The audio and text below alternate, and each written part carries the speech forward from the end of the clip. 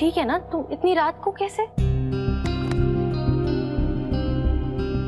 सुनो, तुम इतने परेशान क्यों लग रहे हो? बोलो।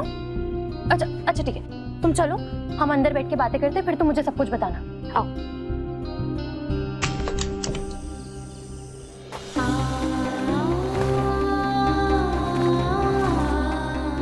हमने तो आपकी भक्ति में कोई कमी नहीं की राम जी।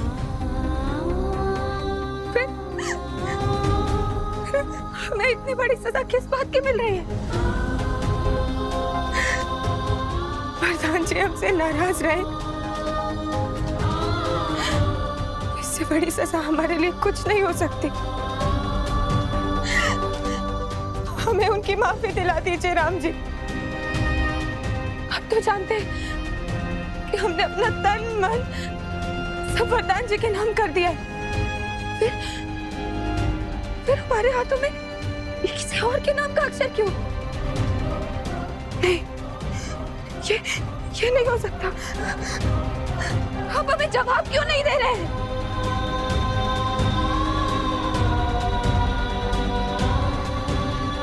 ठीक है,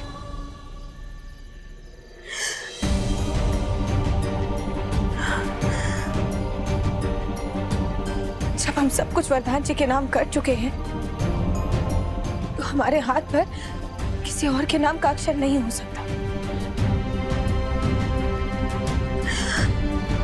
आज चाहे कुछ भी हो जाए, हम अपने हाथ से इस नाम के अक्षर को मिटा कर रहेंगे।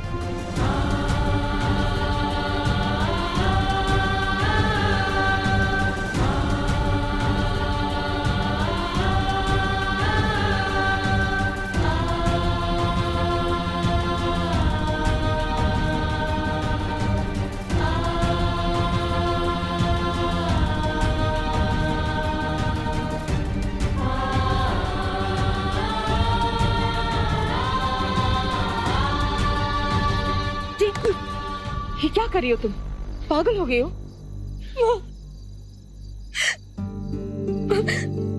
माँ आप तो जानती हैं हम रूबी का भला चाहते थे, फिर भी वरदान जी हमको गलत समझ रहे हैं। वो शांत हो जाएगा, अब तुम भी शांत हो जाओ। आओ हमारे साथ, चलो आओ हमारे साथ, हम मलहम लगा देते। आओ।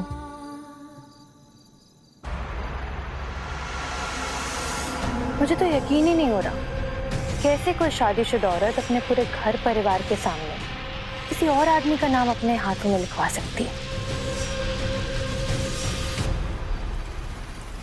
शादी तो तुम्हारी टिकने नहीं वाली केत की।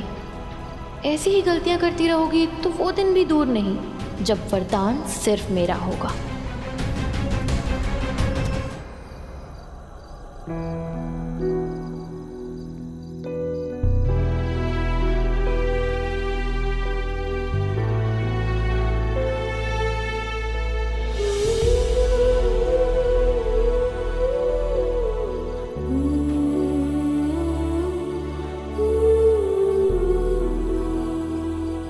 आज आसमान कितना साफ दिखाई दे रहा है ना, चांद कितना सुंदर लग रहा है। हाँ, चांद के दाग भी बहुत स्पष्ट दिखाई दे रहे हैं।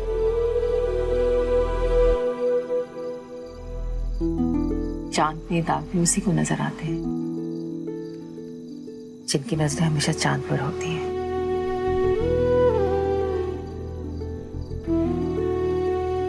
वरदान को भी तुम में गलतियां इसलिए नजर आती है क्योंकि उसके मन में हमेशा तुम्हारा ही विचार है। लेकिन माँ, अगर हम उनके मन से शक दूर नहीं कर पाए तो, अगर हम अपने आप को बेकसूर साबित नहीं कर पाए तो? जो मनोपचक्रम मम उर्माहि तजी रघुवीर अनगति नाही। जो कृसानु सबके गति जाना मोह कहूं हो श्रीखंड समाना। अर्थ समझ आया या समझाए?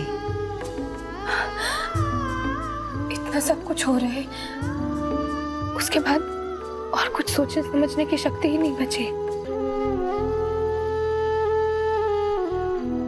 इस चौपाई में सीता मैया ये कहती हैं कि यदि उनके मन में प्रभु श्री राम के अथवा किसी और का आश्रय है ही नहीं तो स्वयं अग्निदेव भी माता सीता के लिए अपनी अग्नि को भी चंदन सा शीतल कर देंगे। अपने प्यार पे भरोसा रखो केतकी। तुम्हारे हाथ में लिखे इस अक्षर का तुम्हारी जिंदगी में कोई अस्तित्व ही नहीं है। उसे मिटाने के लिए अपने आप को कितनी तकलीफ दे रही थी तुम।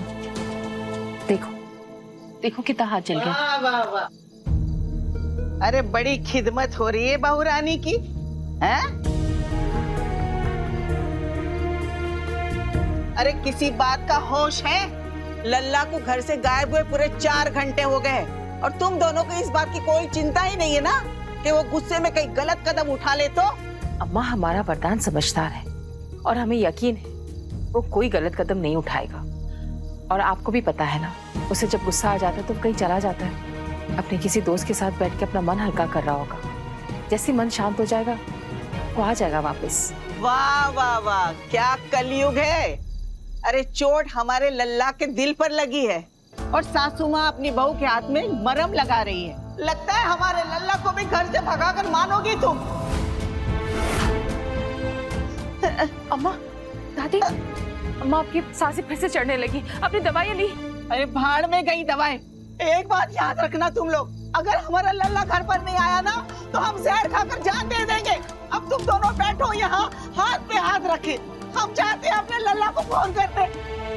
अम्मा, अम्मा, हाय राम, अम्मा ने कुछ खाया नहीं और दवाई भी नहीं ली। अगर अम्मा ने दवाई नहीं ली तो उनका बीपी बढ़ जाएगा फिर से। माँ, आप चिंता मत करिए, हम दादी को खाना भी खिला देंगे और दवाई भी दे देंगे। जी।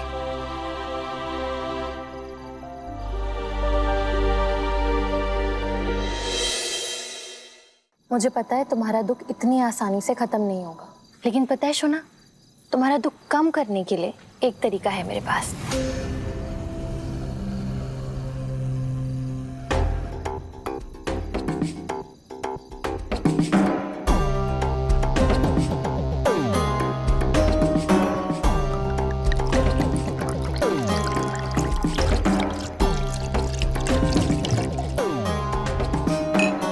आनंदी, क्या कर रही हो तुम? तुम्हें पता है ना मैं ड्रिंक नहीं करता। तुम सुन भी रही हो मैं क्या कह रहा हूँ? I don't drink. तो शोना, मैं कौन सा डेली पीती हूँ? देखो क्या है ना, लाइफ कभी कभी बहुत ज्यादा दुख देती है, तो कड़वी दवाई समझ के 2 घूंट पी लेने चाहिए। नहीं पीना। इतना मत सोचो, मेरी बात मानो। जब लाइफ में इतने दुख भरे हो ना तो ग्लास खाली नहीं रहना चाहिए।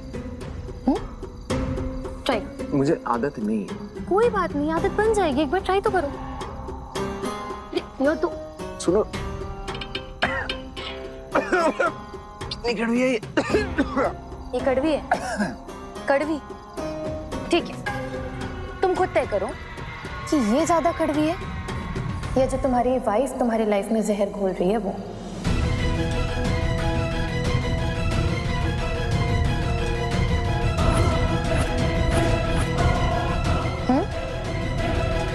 ये जो मेरा पति है ना आकाश, ये कॉलेज के दिनों में केतकी का दीवाना था।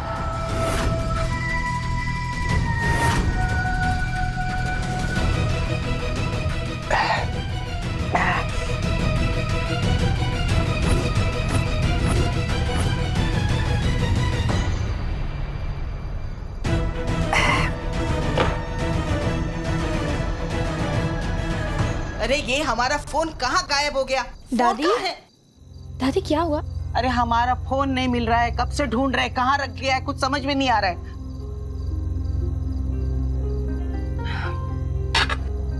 ये रहा आपका फोन। अरे दादी, आप ये बाद में कर लीजिएगा, खाना खा लीजिए। नहीं खाना खाना है हमको। दादी, हमने खास आपके लिए बिना मिर्च वाली खिचड़ी बनाई है। जब तक हमारा लल्ला वापस नहीं आ जाता ना, हम भूख हड़ताल पर रहेंगे, समझी तुम? अरे दादी, ऐसा मत बोलिए, आपको दवा भी तो खानी है, आपकी तबीयत खराब हो जाएगी। अरे मैंने कहा ना होने तो तबीयत खराब, तुम कहाँ इतनी चिंता करती हो? दादी दादी, हमें फोन दीजिए, हम लगाते। लगाओ जल्दी फोन, फोन लगाओ।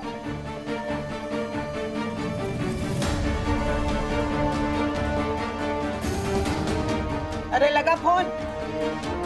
दादी, वो वरदान जी का फोन नहीं लग रहा है।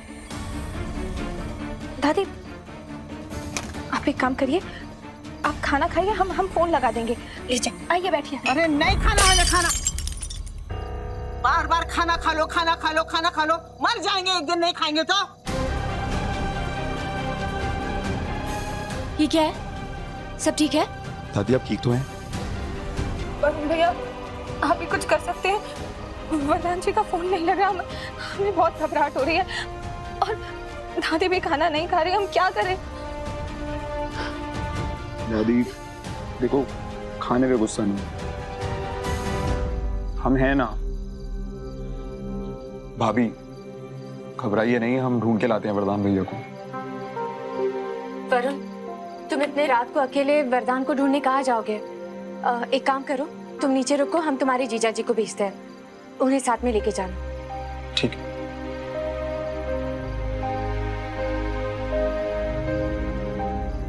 आज सुबह हम एक गांठ बांध चुके हैं और दूसरी गांठ बांधकर तुम्हें ये याद दिलाना चाहते हैं कि अगर हमारा लल्ला तुम्हारी वजह से ये घर छोड़कर चला गया तो एक पल भी नहीं लगेगा तुम्हें इस घर से बाहर करने में।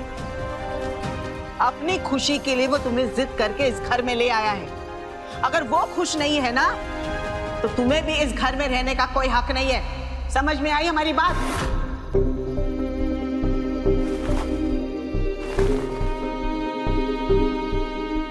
दंगल एक्सप्रेस चैनल को सब्सक्राइब करिए